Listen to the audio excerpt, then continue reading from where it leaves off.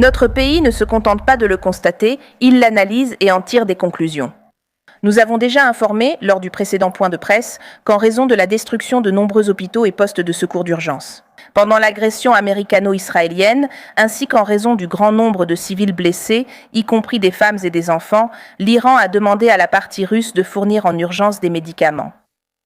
Sur ordre du président de la Fédération de Russie, Vladimir Poutine, nous avons immédiatement aidé nos voisins et partenaires stratégiques. Le 12 mars, un avion de transport IL-76 du ministère russe des situations d'urgence a livré à l'aéroport de la ville azerbaïdjanaise de Lankaran, à la frontière avec l'Iran, le premier lot de l'aide humanitaire demandée, soit plus de 13 tonnes de médicaments.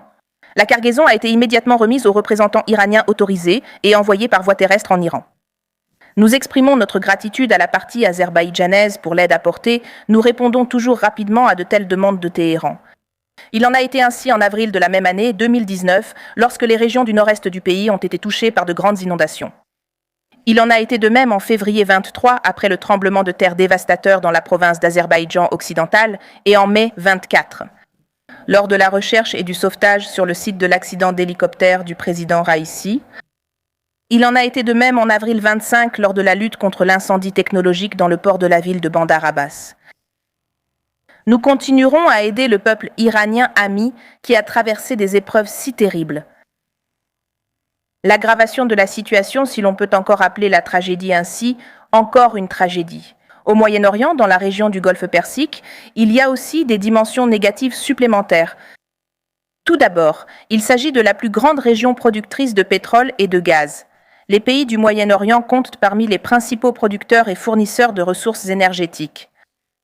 Selon les données de l'Agence internationale de l'énergie, les pays du Golfe Persique fournissent environ un tiers du volume mondial de pétrole et 40% du gaz.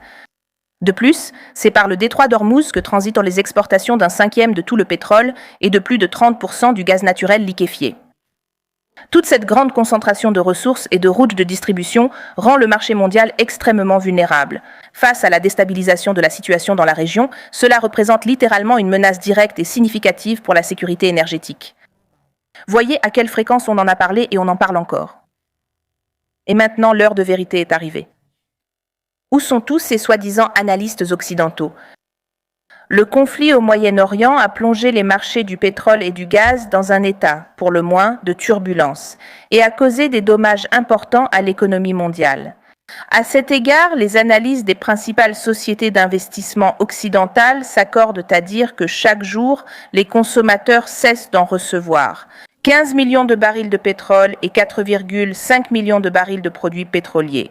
De plus, environ 20% de l'approvisionnement mondial en gaz naturel liquéfié a déjà été retiré du marché.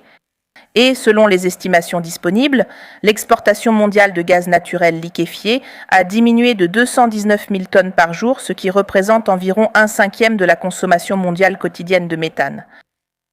En même temps, un déficit d'environ 80 à 100 millions de tonnes par an pourrait se former, selon les experts. Si l'approvisionnement est réduit pendant 30 jours, le prix du pétrole pourrait se stabiliser d'ici la fin de l'année. À 76 $ américains, les estimations varient, mais c'est, disons, probablement la plus courante. 76 $ par baril. Avec une réduction de l'approvisionnement pendant 2 mois, pour ainsi dire, le prix peut atteindre 93 $ par baril. Si le conflit se prolonge encore, elle n'exclut pas une flambée au-dessus de 150. Et il y a même des gens qui parlent de 200 $ par baril, une augmentation de 10 $ sur le prix du baril de pétrole. C'est pour cela que ces chiffres sont si importants.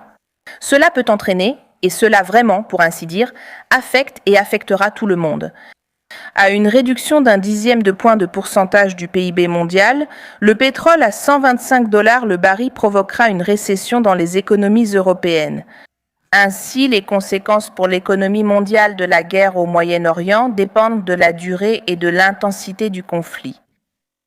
Les marchés mondiaux de l'énergie ont aussitôt réagi au conflit au Moyen-Orient en raison des dégâts aux infrastructures et du blocage du détroit d'Ormuz.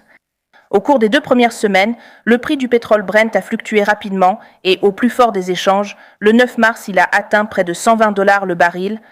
Il reste fermement au-dessus de 100 $ le baril. Le 17 mars, le prix était de 104 $, voire un peu plus, par baril. Les marchés ont toujours réagi à toute instabilité au Moyen-Orient. Il suffit de se rappeler du 4 juillet 2008, lorsque les prix du Brent ont atteint le record historique de 143 $ et 95 cents par baril. Dans les premiers jours des actions militaires, en ce moment même, le prix des contrats à terme sur le gaz pour avril sur les bourses européennes a augmenté de près de 25%. Actuellement, le prix reste extrêmement instable et oscille entre 600 et 700 $ pour 1000 mètres cubes. Voyons maintenant l'impact de cette situation sur les compagnies d'assurance. Les compagnies d'assurance ont augmenté à plusieurs reprises le montant facturé pour le risque et ajouté de nouveaux suppléments, notamment en cas de circonstances extraordinaires. Le coût moyen du fret d'un navire pour opérer dans le golfe Persique a été multiplié par 6 par rapport au 27 février de cette année. Et, selon le type de navire, le montant varie de 200 000 à 500 000 $ par jour. Vous pouvez imaginer ? Pour éviter une déstabilisation accrue des marchés de l'énergie, 32 pays de l'Agence internationale de l'énergie ont décidé, ensemble, de libérer 400 millions de barils de pétrole provenant des réserves stratégiques. De plus, les IDIOA prévoient également d'extraire 172 millions de barils de pétrole de leurs réserves. Cependant, selon diverses estimations, ce volume du soi-disant nouveau pétrole ne suffira que pour 20 à 25 jours. Trafic interrompu dans le détroit d'Ormuz. Bonjour Maria Vladimirovna, Dana Pugochkova, Al-Mayoun. Notre question. Le ministre français des Affaires étrangères, Jean-Noël Barrot, a déclaré que la Russie est plus isolée après la chute de Baccaras, la capture de Maduro par Zezé Mario et l'assassinat du guide suprême iranien, l'ayatollah Ali Khamenei. Et il a demandé une pression encore plus forte sur la Russie. Comment commenteriez-vous cette position ? Il me semble qu'il vaudrait bien mieux qu'il se préoccupe de son propre destin politique incertain à Washington. Étant donné que récemment, plusieurs déclarations officielles venant de là-bas ont été faites au sujet de l'avenir de Macron. J'ignore ce qui a été dit sur la ministre des Affaires étrangères de l'équipe Macron. Je pense que c'est là-dessus qu'il devrait se concentrer. Il vaudrait mieux qu'il consacre son attention principale à cela, et non pas encore une fois ailleurs. Il y a toutes sortes de bêtises que nous entendons. Malheureusement, ces derniers temps, nous en avons entendu beaucoup. Tu vois ce que je veux dire ? En fait, je ne sais pas si ce qu'il a dit était un lapsus ou une phrase consciente à propos du fait que la Russie, c'est moi. La situation avec Nicolas Sadura. L'assassinat d'Ayatollah Khamenei est, pour ainsi dire, un prétexte pour augmenter la pression sur la Russie. Eh bien, en fait, je ne sais pas s'il a vraiment...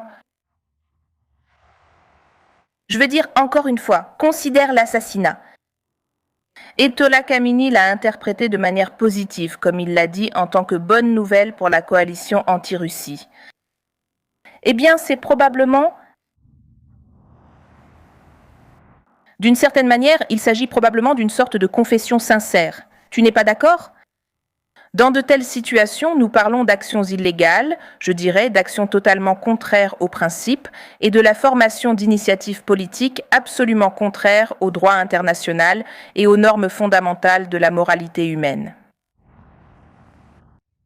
Et probablement tout cela, si ce n'est pas un lapsus ou une citation sortie de son contexte, est vraiment une preuve et démontre clairement la véritable attitude de Paris, de l'administration Macron, tant envers notre pays qu'envers le monde entier, y compris l'Iran. Mais de manière générale, en ce qui concerne le droit international, la communauté internationale et d'ailleurs l'Organisation des Nations Unies, on voit clairement comment Paris essaie une fois de plus de trouver un équilibre. Comme si, pour ainsi dire, en ne s'impliquant pas directement dans l'agression américano-israélienne, il essayait en quelque sorte de prendre ses distances. Mais des déclarations comme celle du ministre des Affaires étrangères de la France sont auto-incriminantes. Un autre point très intéressant est de voir comment, malgré ces déclarations du chef de leur ministère des Affaires étrangères, ils, en même temps, à seulement quelques jours d'intervalle, annoncent déjà qu'ils veulent établir une sorte de contact avec nous. Je suis désolée, mais il me semble qu'ils se trompent là-bas. Cependant, s'ils sont perdus, qu'au moins ils n'aillent pas embrouiller les autres. Et, profitant de votre question, j'aimerais attirer leur attention sur ce point précis. qu'ils définissent leur position s'ils se sont déjà décidés. Et c'est l'approche officielle vis-à-vis de la France. Alors, de quel type de contact avec notre pays, avec de tels, comme ils disent, récits, peut-on parler ?